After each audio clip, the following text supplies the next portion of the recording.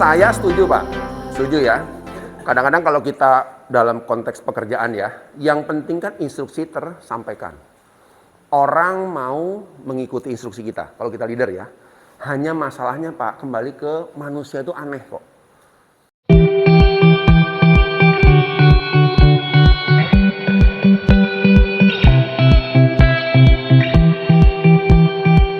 Kadang-kadang orang, salah satu kunci dari komunikasi adalah, saya dulu, Bapak nggak salah, saya dulu punya prinsip persis sebenarnya. Oh, yang penting kan saya sampaikan orang ikut, masalah orang nggak ikut Pak. Lalu kita mikir apa yang salah ya? Jabatan sudah nempel di sini manajer atau admin. Ini bawahan tapi kok nggak ikut ya? Nah, hati-hati ya.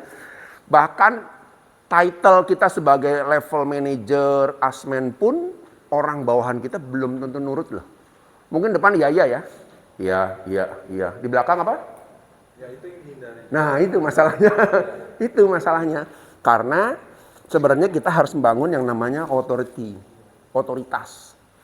Nah otoritas ini harus didukung dengan nama salah satunya adalah wibawa. Akhirnya ya, setelah sekian lama saya pikir apa yang salah ya. Saya dulu jabatan manajer. Ini bawahan saya para supervisor, para staff ini kok sebagian patuh, sebagian nggak patuh. Wah ada apa ini? Apa kurang gede tulisan di sini gitu ya? Manajer, asmen gitu ya.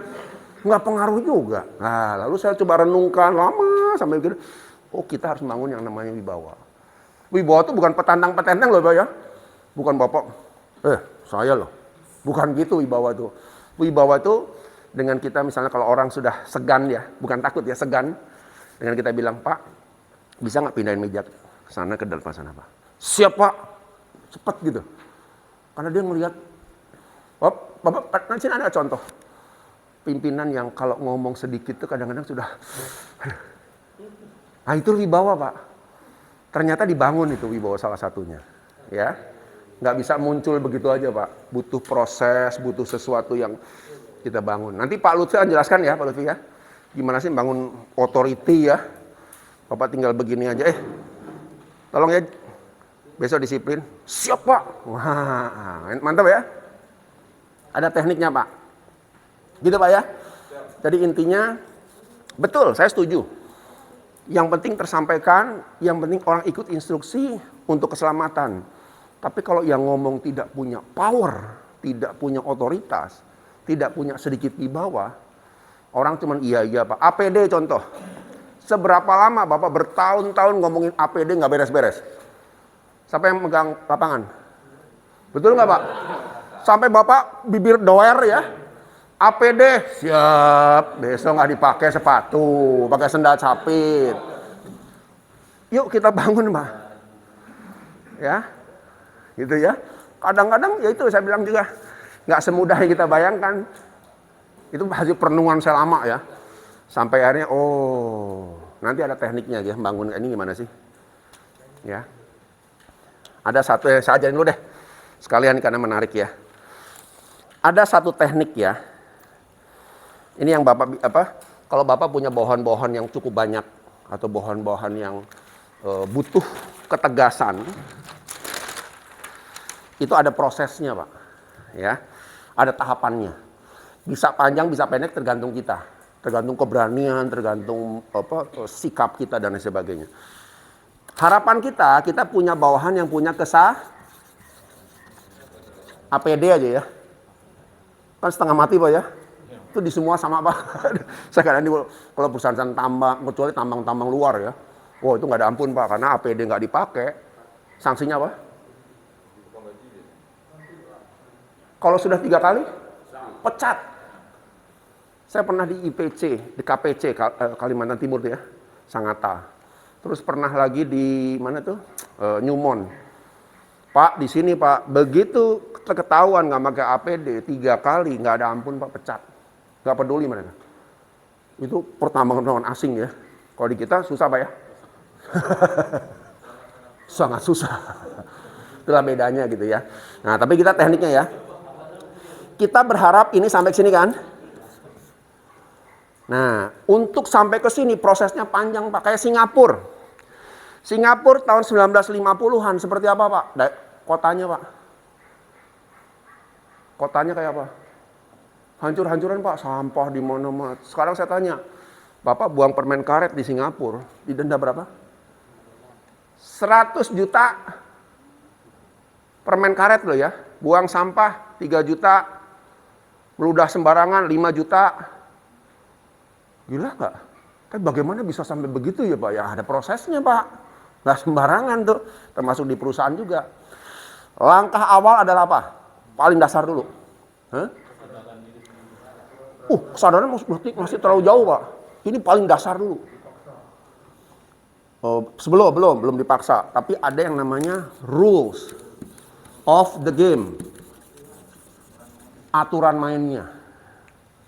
Kita harus tegas dengan aturan main. Makanya aturan perusahaan harus clear ya. Khususnya di lapangan Pak. Itu kalau bisa tiap pagi ngomong terus Pak. 1, APD. Cek semuanya. Kadang-kadang harus gitu dulu Pak. Sampai lama-lama nempel di kepala. Jadi nanti ada ya. Nah, kita lanjut dulu ya. Nah, setelah rule of the game-nya dijelaskan berulang-ulang sampai ngelotok di kepala, baru kita bicara belum do and don't. Apa yang boleh, apa yang kan aturan tuh clear ya. Aturan tuh sesuatu yang lebih luas ya. Tapi kalau do and don't orang clear. Nah, disinilah peran kita. Karena kalau sudah do and don't, salah ya, ini salah. Ini nggak boleh. Ini yang benar. Itu juga harus berulang-ulang Pak, sampai nempel di kepala. Kalau sudah do and don't, kita apa? Apa namanya? Konsekuensi. Ini belum nih, ini baru ngomong aja nih. Baru ngingetin, baru ngasih warning. Tapi kalau sudah konsekuensi, kita bicara soal apa? Di sinilah titik paling lemahnya kita. Seberapa besar kita berani menegur orang, berani ngasih hukuman orang, SP3, SP1, SP2 itu gunanya melengkapi kita sebagai manajer untuk mengendalikan siapa? Bawahan kita. Itu permainannya harus antara kita, atasan kita dengan HRD bermain cantik Pak. Ya kan? Jangan sampai begitu menegur orang, nanti orangnya mungkin naik banding gitu ya. Lalu tanya ke HRD, urusan Bapak nggak boleh. Ini harus bermain cantik Pak, 3 tim ini. Atasan kita juga harus tahu gitu loh, tindakan kita tujuannya apa. Nah, kalau sudah di sini, ini powerful nih. Ini wibawa kita, otoritas kita mulai dibangun. Kalau ini sudah dilakukan terus-menerus, tidak ada toleransi, muncul yang namanya habit. Kebiasaan, ada pola.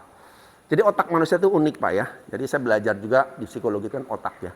Otak manusia itu harus dicetak dulu. Ya, kalau sudah tercetak begitu, sulit berubah. Kalau sudah jadi habit ini semua, sulit berubah. Dan inilah yang saya pelajari dari perusahaan-perusahaan pertambangan multinasional. Disiplinnya gila-gilaan loh tuh. Saya pernah ke lokasinya mereka tuh ya. Naik mobil, ada tanda stop tuh kan. Nggak boleh tuh Pak. Lihat kiri, lihat kanan. Ya, semua orang sudah punya setting begitu. APD sendiri, ini urus sendiri, urus sendiri. Karena apa? Pak, kita membutuh untuk mendidik mereka seperti itu, butuh 1 tahun. Ini prosesnya. Sampai jadi habit. Kalau udah habit, udah santai Pak. Ingat nggak tahun 90-an ketika pertama kali mobil pakai, dulu kan nggak ya? Atau motor nggak pakai helm. Awal mula gimana? Waktu motor nggak pakai helm. Aneh ya. Nggak asik nih, nggak gaya nih. Anak muda masa pakai helm gitu dulu ya. Bener nggak? Ngerasanya gitu kan. Tapi sekarang Bapak naik motor nggak pakai helm rasanya, bentar. Ada yang aneh di kepala saya nih ya. Oh iya helm, betul nggak? Naik mobil juga set otomatis. Itu semua prosesnya begini Pak. Sampai jadi habit. Kalau sudah habit terus menerus, barulah kesadaran. Nah, kesadaran bisa muncul karena tadi ngomong apa? Dipaksa 50.000. Habit itu harus dipaksa Pak. Gitu ya. Ya ini saya paham Pak, nggak sulit, nggak mudah ya, karena Bapak kan ini kan bisa bicara budaya. Ya mungkin bukan Bapak aja yang salah, tapi teman Bapak juga harus ikut konsisten ya. Jangan sampai kitanya konsisten, departemen sebelah nggak konsisten, ya babak belur juga kita. Konsistensi harus all, semuanya konsisten. Baru tercapailah namanya kesadaran. Belajar dari Singapura, Pak. Pertanyaan saya, kalau orang Indonesia ke Singapura, tertib nggak? Takut. Orang Singapura tinggal di Indonesia, tertib nggak? Enggak. Jadi yang membuat orang tertib apa? Aturan main, kembali ke sini. Kita sebenarnya kalau bicara ini bolak-balik ke sini kok, Pak. Ya, tinggal masalahnya siap nggak?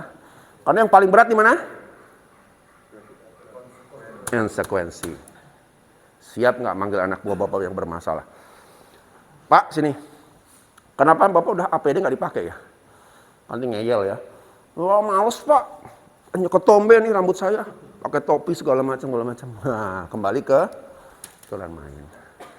Itu butuh proses. Bisa berbulan-bulan, bisa bertahun-tahun, dan lain sebagainya. Tergantung dari budaya perusahaan dan kita.